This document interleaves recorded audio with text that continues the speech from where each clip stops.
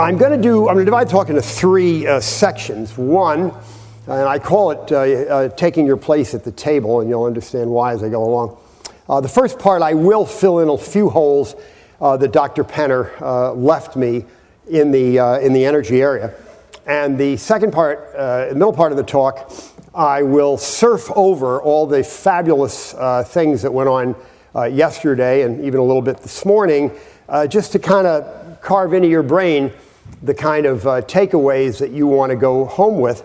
And then in the third part, what I hope to do is to make this meeting more relevant to you, not just an information gathering, but how to use the information in a world that would appear that we're losing the battle, because in fact that to me and others remains questionable.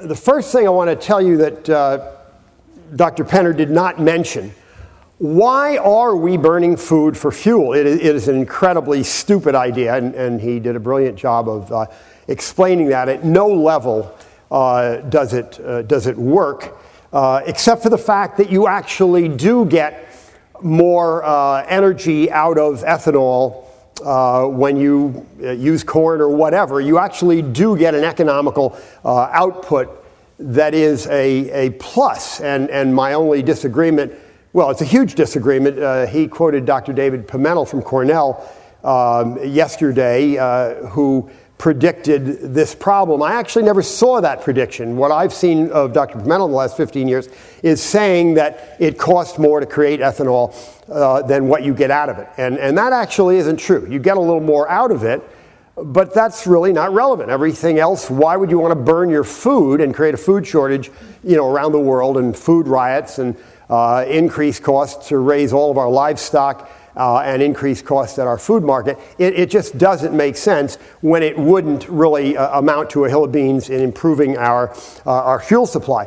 But what Dr. Penner is not aware of, and I suspect that nobody in this audience is aware of, and I work in Washington more often than I'd like and have inside information, the entire absurd energy bill that was signed by the president on the, I believe, the 17th of December last, some kind of called the Energy Security Act, is driven by the military. The people in the Pentagon, and how they've managed to keep it so quiet, I don't know, have just wanted to be sure that under a worst case scenario, they could grow their own fuel to fill their tanks and planes and ships and so on. And that's what's driving it. And if you remember the numbers, I think it requires 36 billion gallons of biofuel by 2022, something like that. 19 billion must be ethanol.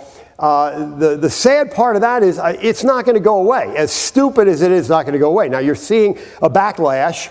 Let's put that aside for a while. Maybe it'll be reduced, maybe it'll be put aside, but it won't go away. So we are going to be forced to use some type of biofuel on into the foreseeable future.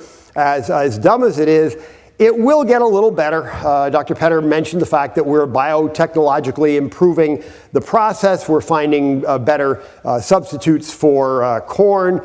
We may eventually be growing jatropha, a plant that has a lot of potential. DuPont's put a lot of money into it. Things will improve. It will never be significant, and it's totally unnecessary. But, you're just simply going to have to live with it. We're not alone. Japan is turning... could I get a glass of water? I meant to bring one up, but if someone could get me a glass of water, thanks. Japan is trying to turn rice into ethanol. So we're not the only stupid country, doing this. Others are following suit, and I think there is a certain amount of comfort in knowing that you're not the only dumb country. There are some positive aspects. Thank you, Matt. There are some positive aspects, though, in the turning biological things into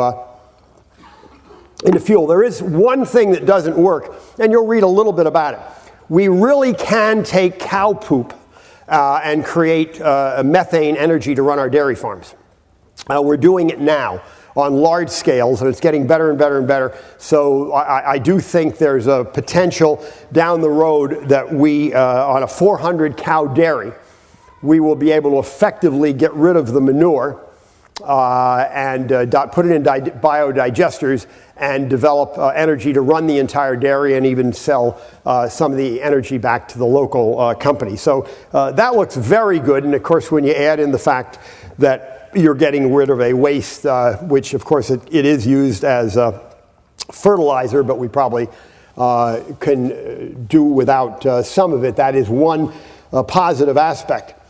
One of the things that Dr. Penner mentioned in his excellent speech was the wind situation. I thought I'd like to comment about Mr. Pickens. I actually call him T. Boone Pick Our Pockets, is kind of the nickname that I've given for him. And I want to explain why you're now hearing, raise your hand if you have heard a radio commercial by Mr. Pickens promoting wind. He's very good. They're on all the time, everywhere. He's spending a fortune in promoting wind energy. And I have followed Mr. Pickens now for 40 years, and I can tell you why he's doing it. The number one reason is the obvious one, making money. I mean, his primary thing is making money. The second one is he has this huge ego, and he just loves having his name everywhere. He has proposed the largest wind power plant in wind power field or whatever in Texas, and he decided the best way to get it funded with all kinds of government supports was to go national with it. And I think one of the most disconcerting things is that he got 4 days ago or last week the Wall Street Journal to give him an entire page to write an editorial on his absurd ideas. I mean, there's nothing true in the editorial. I mean, he's just saying he's been an oil man for 40 years and now he realizes it's wind and solar until we can get other replacements going. And there's a small possibility that he's moved on to a level of senility, but I don't think so. I don't think so at all. I think it's ego and money that has driven him, and he really must be ignored. But when you have multiple billions of dollars, it's possible that he will not be ignored. But as I get toward the end of the talk, I'll give you ways to undermine what he's doing. Jane asked me to talk about energy because she knows that I am the editor of John Wiley & Son's new encyclopedia, of forthcoming encyclopedia. It's going to be forthcoming for a long time because it's going very slowly. I have a four-year contract to put it together. It will probably go to 5 years. It's going slowly for a number of reasons. In 2005, I produced for Wiley the Encyclopedia of Water. It was 5 volumes, 1,000 pages each, 5,000 pages.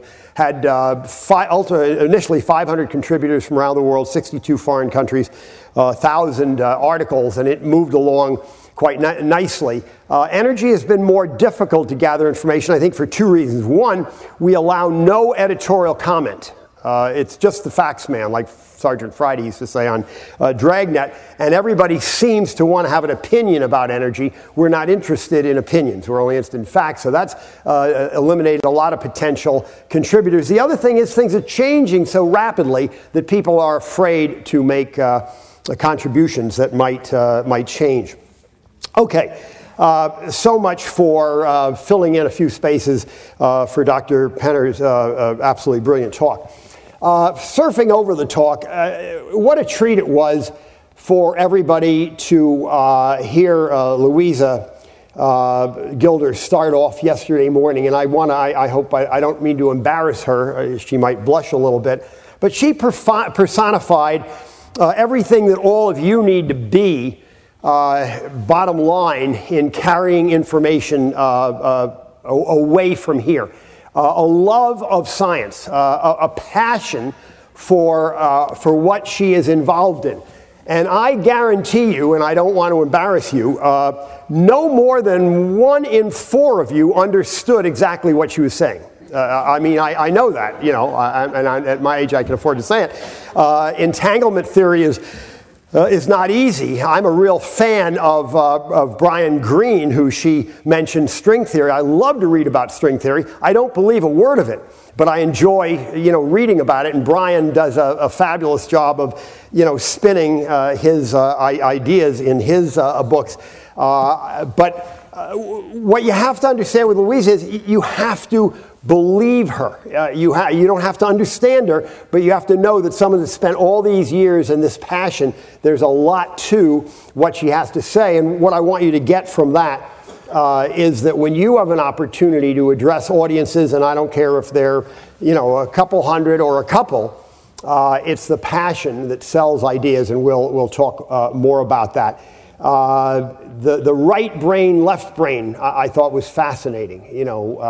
The bringing together of our artistic and our technological knowledge so that we can accomplish things, and that's what's involved in what she did. And I thought her dad really did a good job in talking about those kind of things also. And I think he said something that, in fact, I don't know whether he said it during his talk or when I was listening. No, it was during the talk, because he also said something I'm going to share with you at breakfast earlier in the morning.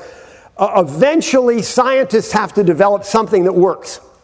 And we are getting to the point where, scientists just go on and conjecturing, and perhaps Brian Greene is one of them. For sure, all the climate modelers are one of them. They've found a field where nothing has to work. As long as you're predicting way out there.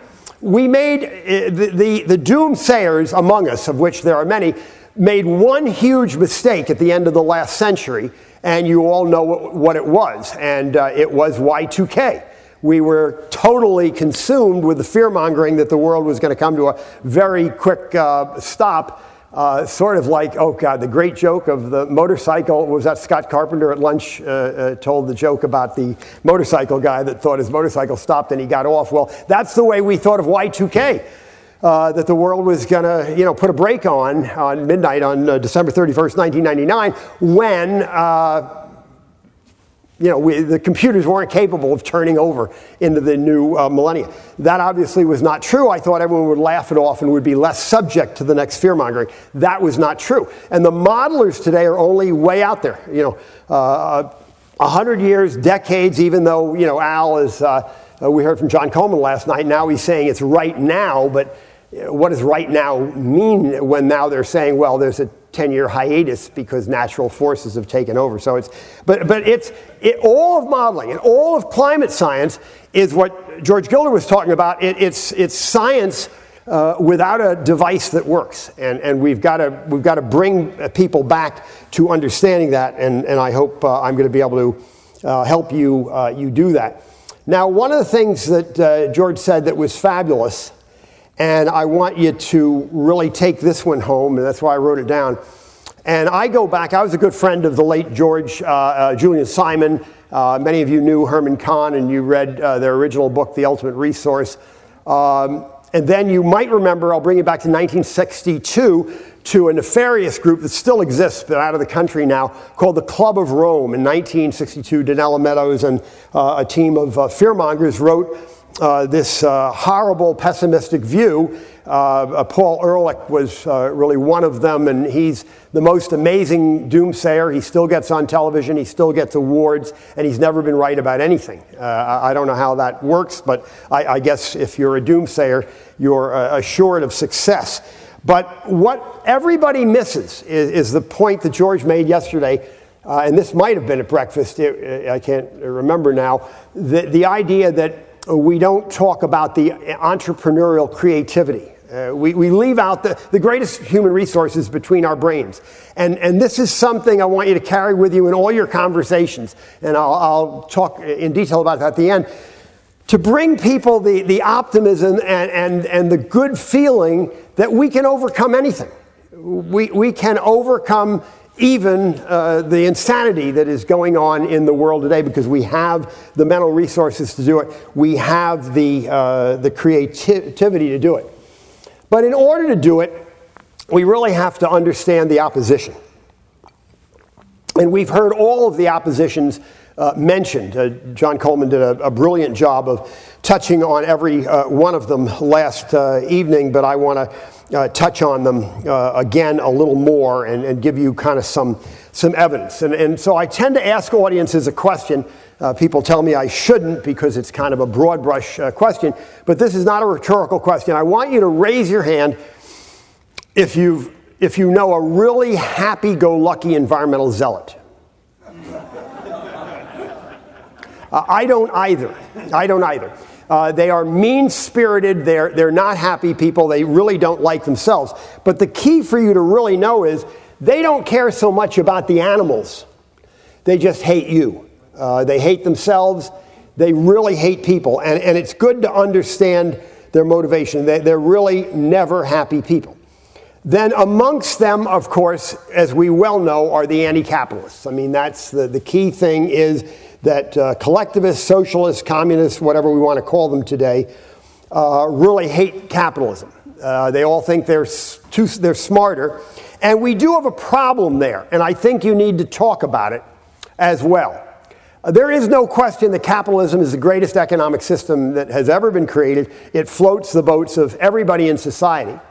And there is no question that socialism cannot work. You can only have a socialist system with human nature as it has been created by holding a gun to people's heads. You just can't have a level system. So we have one great system and we have one terrible system.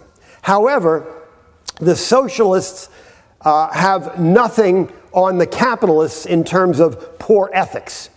So we really have a problem with capitalists who game the system, who cheat, who are greedy, who are one by one being put in jail, and they're on the cover of every newspaper week after week. So we have a problem with human nature, and it's shared equally on the capitalist side with the socialist side. And so I think it's worthwhile when you're talking to people to explain that while you're all for capitalism, you don't support all capitalists. And I think that's kind of endearing in making arguments that I'll try to teach you how to do even better as we go along.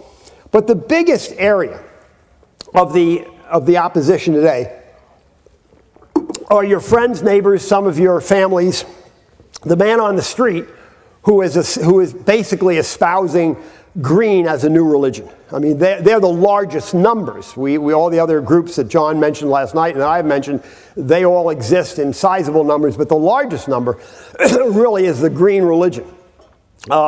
Religion in this country and many countries, more in other countries, has lost favor.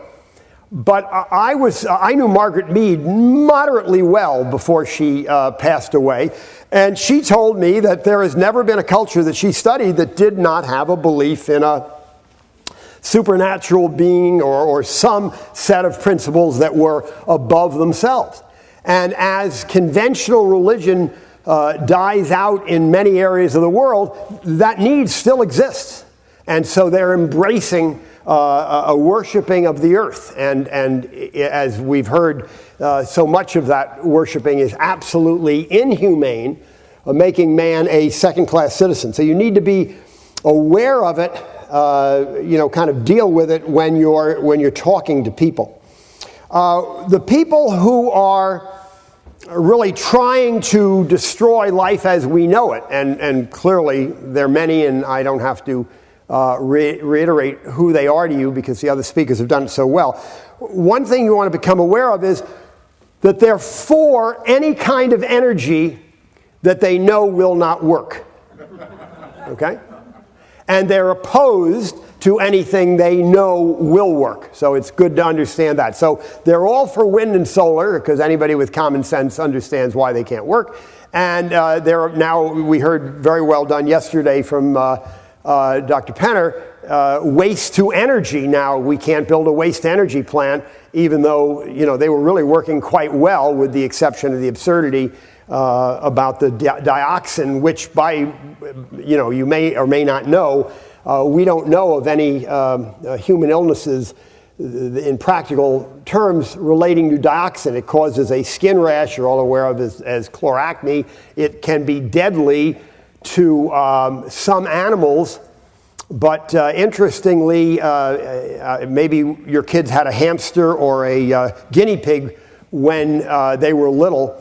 It takes 50 times more dioxin to kill a guinea pig than to kill a hamster. I think I got it right. I'm going to have it reversed. But the point is they're very similar animals, and their toxicity to dioxin is very different. We don't appear to have any as far as we can tell. So that 10 to the minus 13th absurdity just put an end to our trash to power plants, and things like that are putting an end to our coal-fired power plants. The wonderful governor of Kansas, whose name slips my mind, I'm probably on Sebelius.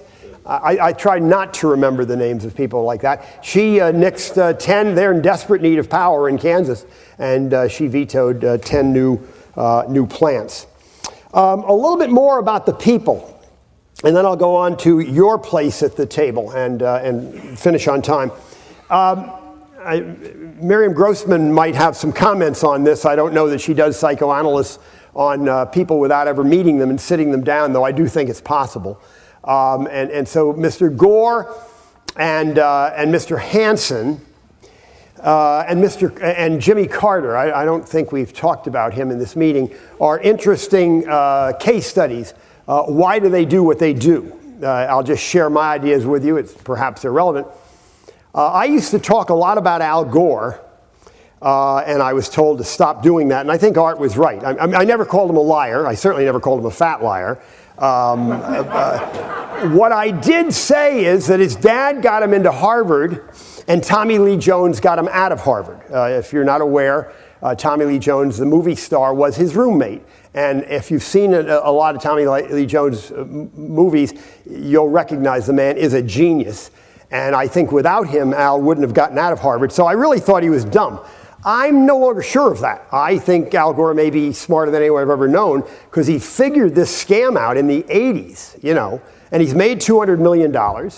And he's, as you know, 100% wrong. Not a single word out of his mouth, really, in the movie, or I did read the book, is accurate. So he may really be smart. I also think he's evil. I mean, if he's smart, he's got to be evil. You're not allowed to say that about people either, but I mean, certainly here I can. So I think that's his motivation. Jim Hansen has a different motivation.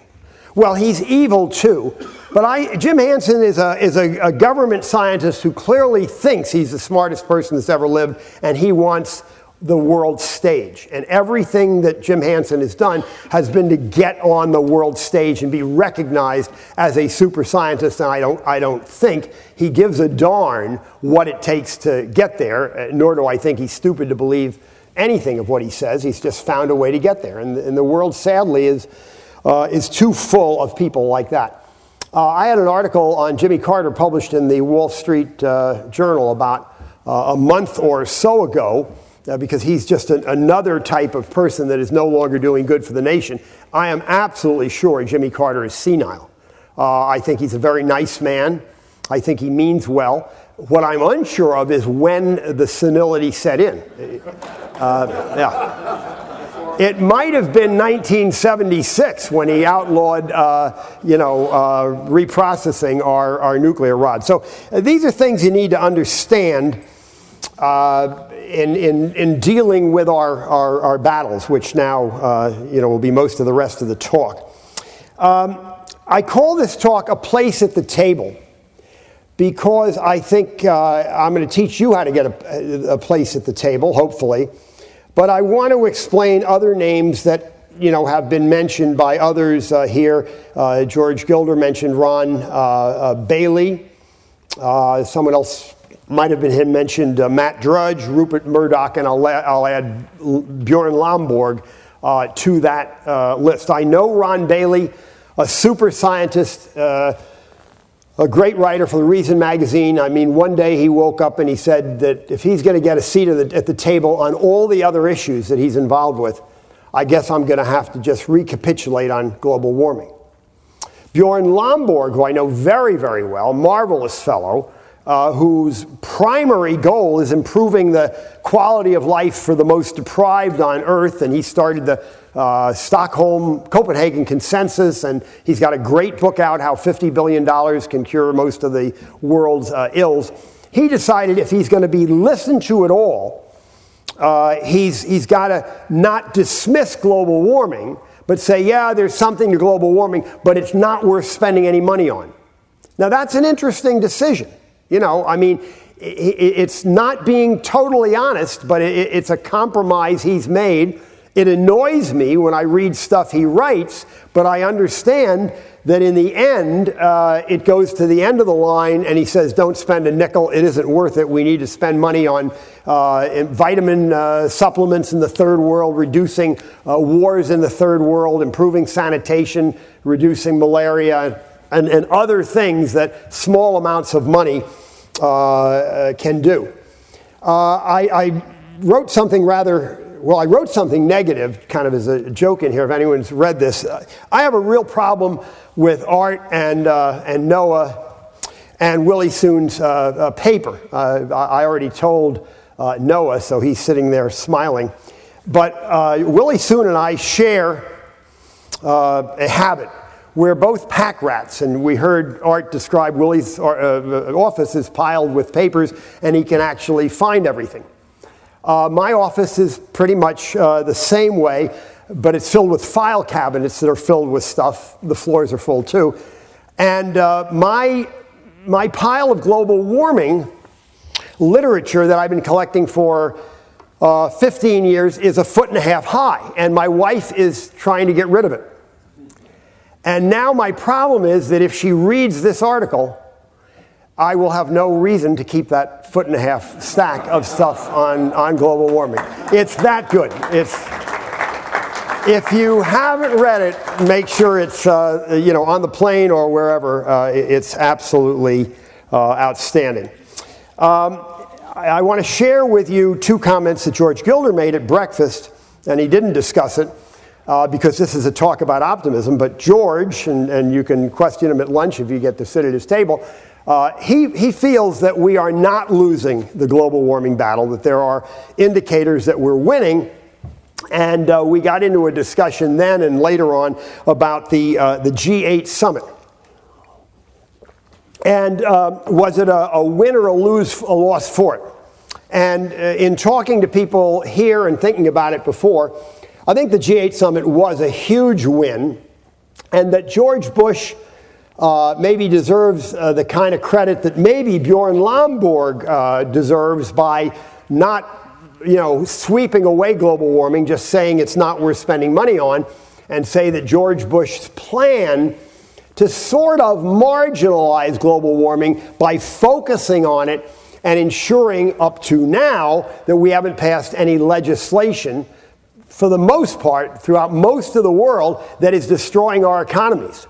So depending on what newspaper you read, the story was everywhere that the G8 agreed that they're going to reduce greenhouse gases by 50% by 2050. Now, you remember that they said they would reduce gases in 1992 at Kyoto, that they would use, I think, was it the 95, or I can't remember the year. What was it, Fred? 1990. Okay, they were going to use that amount and drop below that by 7% or something like that by 2012. Well, we're almost there, and we in France, we've done the best job. France has done a little better. We all know why they don't have much greenhouse gases, because they're 80% nuclear.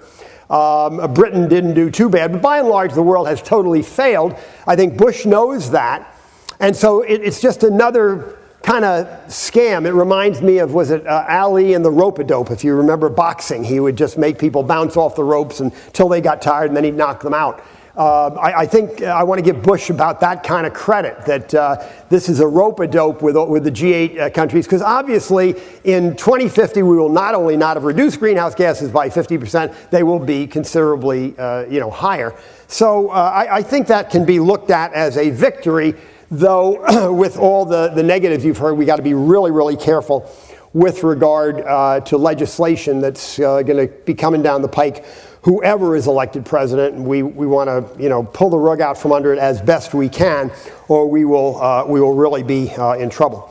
All right, now to the last part of the talk, where I really want to arm you and teach you how to be more optimistic and thus more effective. First of all, just start out understanding and recognizing and celebrating the fact that no matter how gloomy things are today, the sun will come up tomorrow. So make that a good starting point. And I thought that was enforced. I want to say that the two civil defense talks yesterday, really, and Matt's today, I think are really a notch above anything we've had in past years, because they all had an optimistic viewpoint. I think the story of Huntsville, understanding that you really can mobilize a town to think about a problem, and while they may not be kind of up to speed of modern day looking at how people will react to nuclear, they've shown that they can get cooperation, and I think that's really very exciting. And then looking at the films that have been made to teach people, they're very upbeat. There's a positive spin on everything, and you all, well, not all of you, but the older people here well remember in the 50s the TV spots and movie spots, about, bomb goes off, get under your desk, get down to the fallout shelter. Very, very negative and scary. I think that if we move civil defense toward a less scary mode and just talk about common sense. And the fact now that we know that nuclear radiation isn't near as bad as we once thought it to be. It has no redeeming qualities that I know of, but we know we can survive. The country isn't going to be wiped out. We have all the data from Chernobyl 20 years later, and we know very few people died of radiation even near the site, let alone hundreds of miles away, as was predicted. So I think it's a new beginning with a positive outlook. Now, what I want to talk about is what I want to charge you to do when you leave here today for the rest of this year. I am very, very fortunate in my work. I'm science director of the Heartland Institute. They send me all over the country talking to groups, and I also do a lot of independent lecturing with an agent. I attend 60 meetings a year. Just like this. Well, no, this is the best. This is the best, really. It is. I mean, truly. I mean, the average meeting, half the talks are unbearable, sort of like Willie Soon talking about, I can't imagine reading those 9 papers. Is Willie here? I'm not sure. I don't want to question Willie's veracity, but I'm questioning the speed at which he went through the 7th, 8th, and 9th of those reports, because they would it had to be terrible. But I get to go to 60 meetings, and I spend never less than a day, so I learn as much as I teach. And I have an audience. And I try to teach that audience to be part of the solution rather than the problem. I basically am trying to recruit them into an army of people that will be beneficial in fighting fearmongers and making things better. It's just easy to tear your hair out and say life is terrible, people are evil, the schools are terrible. All those things are true, but all it takes for evil to triumph is for good people to do nothing. And so I think while I do 60 of these a year, I want to charge every one of you to do 60 of these one-on-one in a year. That's to say, to make an impact in the course of your life. Maybe talk with your friends and neighbors, your family, a little less about the weather, a little less about your grandkids' soccer game or whatever the small talk is, and engage them in discussions of the issues that you care about, that they're wrong about. And you don't have to teach them science. So here's my real takeaway from me. And I've tested this over and over again. Everyone sitting here has a circle of friends and colleagues who trust you.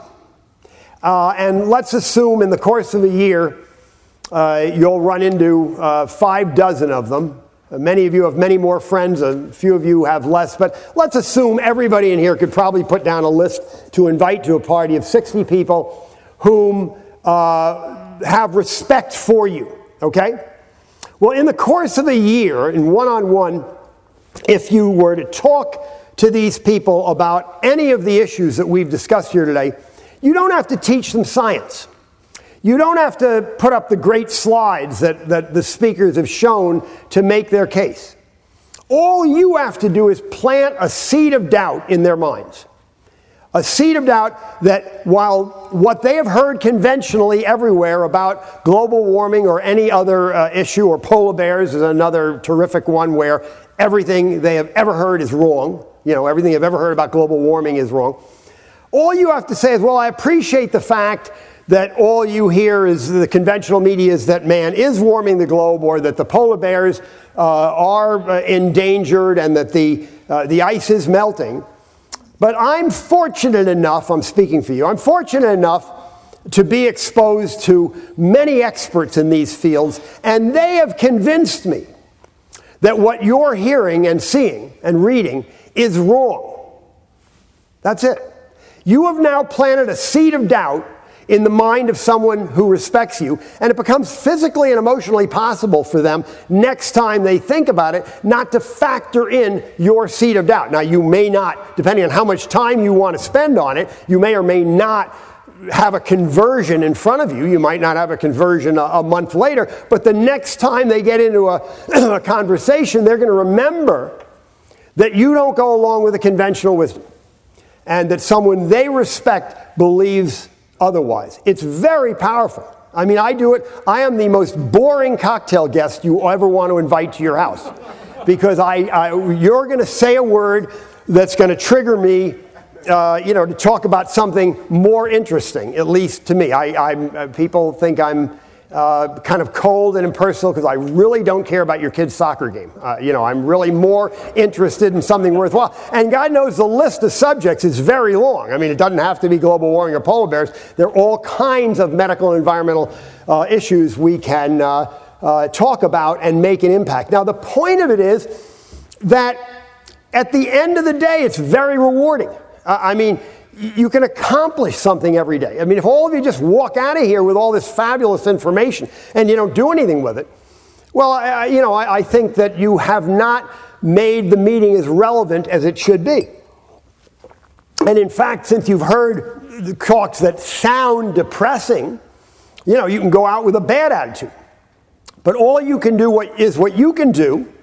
It's kind of like the little rubber tree plant and the ant. I mean, if you talk to 60 people in the course of the year, some of those 60 are going to pass it on. I mean, it's an exponential thing, and that's all we can do.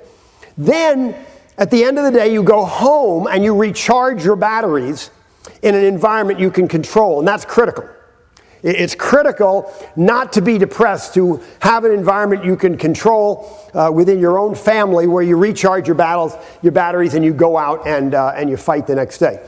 Now, with that in mind, I'm leaving you with a Lucky Strike Extra. How many? Raise your hand if you are not old enough to remember what a Lucky Strike Extra is.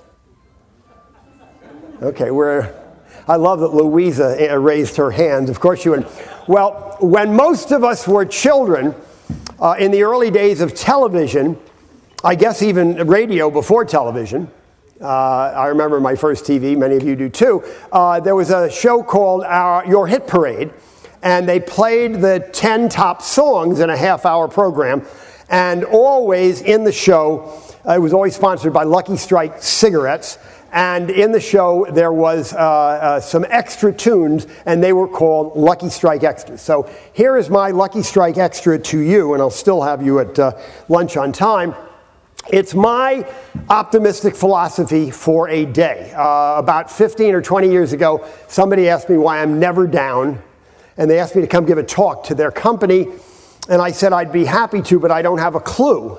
And the fellow said, well, the meeting isn't for 6 weeks. Figure it out and come tell why you're always upbeat. And I sat down and I figured out why it's almost impossible to get me mad other than, a death in the family and the obvious things that destroy everyone's equilibrium. I came up with a 10-point philosophy of life, and it's on the little handout that I gave you. And the first point is to trust your judgment. This goes right back to the role that you can play when you leave here in accomplishing something for the world to stop the insanity, to change people's minds. It's a little bit at a time. It looks like a steep hill to climb, but all it takes, again, for evil to triumph is for good people to do nothing. And so trust your judgment that you have something to say. Be a leader. Step in. Take charge on these issues. The second one is, you've all heard it, live for today. Too many of us live in the past or in the future. I do a lot of insane things. In fact, I guess if you read my bio, I always like people to know some of the stuff I do So in case they don't want to believe a word that I say, it's fair. That would be like equal and balanced. I have jumped out of an airplane every month for 30 years. Now, that goes two ways. One, you can say I'm crazy, but I do it for a real reason. Number one, I'm petrified of heights. Isn't that amazing? I just don't want fear to control me. I want to control it. So every month I go out and jump out of an airplane to prove that I won't be taken by fear. I also do it because it minimizes all other problems in the world. Right? It just absolutely washes away all your worries. I have just short of 1,400 jumps, and my parachute seems never to work at least once every 100 jumps. And that's interesting. That means you're good under pressure, right? And I think I'd be good in a nuclear attack. I could really, mobilize quickly. But also you live for the day. In other words, you realize this could be your last day, and we all know that. Every day could be our last day. So, live in the day, make every day kind of all you want your life to do, to be a microcosm of each day. The third point, and this is really, really fun, make a positive impact on every human being you encounter each day, whether it's on the phone. Another way of saying it is never be brusque. Never be brusque. I was almost brusque this morning, and it drove me nuts for about 3 minutes. I'll tell you how. I did my laps this morning in the pool, and I wanted to be sure I could get to breakfast, get to the meeting in time, and I charged out of the pool, and there was a woman there folding towels. And I didn't say good morning to her. I just charged right by. I got halfway down the hall, and it drove me nuts. I turned around, went back out to the pool, made some excuse for looking for something just so I could say good morning to the person. Now, I've run stopwatches on being pleasant to people. It takes 10 minutes a day more to be pleasant to everybody you meet versus being brusque. And at the end of the day, you really feel good about it. So it's a small thing, maybe it's a big thing. In the course of every day, look for all the problems. Look for all the problems, turn them into opportunities. Every one of you have heard that. It isn't new.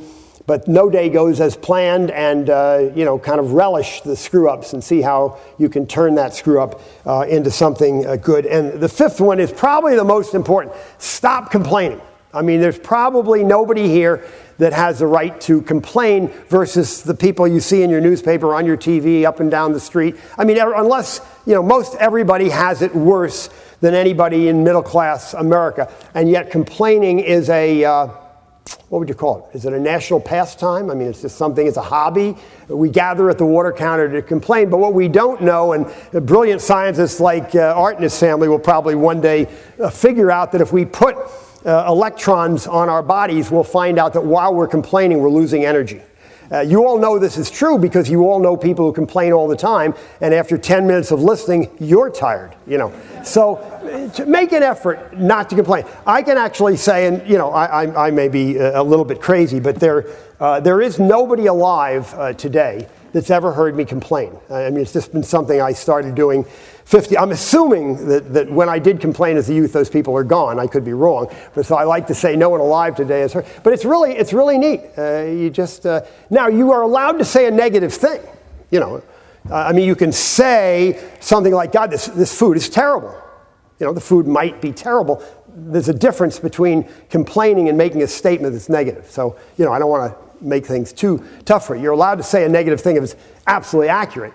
But, it can't be a whine in which, you'd ask, lots of people, and of course, I don't know how many people you ask if they want cheese with their wine. I do that to my granddaughters all the time. Would you like cheese with it? And they hate it. But, kids tend to do it, and it's a bad deal. The sixth point is that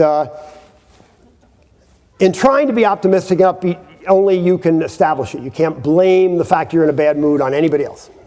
Not your significant other, not your kids, nobody. I mean, it's your optimism and upbeat lifestyle is entirely up to you. The seventh point is that, I think work is the greatest thing in the world, and the best reward for the job you do is the job you do. Work hard and enjoy it. Don't expect people to notice you. I mean, I think that's Jim Hanson's problem. He just has this desire to be noticed. Most of us are pretty much unsung heroes. There are a few famous people among us, but the joy of your work is your best reward. The eighth one is I really find interesting. I've worked on it while I was here. Take stock of yourself every day. I don't care how old you are, how young you are. You can be a little bit better tomorrow in some way than you were yesterday. I mean, just kind of think about your day. I take stock of my day every day. I'm working on not eating desserts here. It's been hard. Oh my God. I mean, just absolutely great desserts. But so far I don't know if I'll make it through lunch, but I made it through lunch and dinner yesterday. But it can be little things. It can be physical fitness. It can be your attitude. But it's kind of fun to not just see yourself treading water on into the sunset. No matter how old you are, this time to enjoy doing better. My favorite one, which people kind of put me down for, is trying to recapture your sense of wonder. I mean, regardless of all the horrible things that are going on, the life is just full of wonders. Nature is full of wonders. The mechanical things we create day after day are phenomenal. Get back the zest for life that every 8-year-old has. You watch an 8-year-old and they walk around going, wow, wow, wow. Well, it's just as wow to you, but you think you're too mature to recognize it, and people will put you down. And they will, And that brings me to the final point as I close right on the second. Don't let people rain on your parade. In other words, if you live a little bit of an unconventional life and you follow those 9 rules, people really don't like to see people. No one really likes an optimist. They discount them in a whole bunch of ways. They want to bring them down to their level of pessimism and their level of negativism. Don't let them do it. And that's the end. Thank you. Lunch.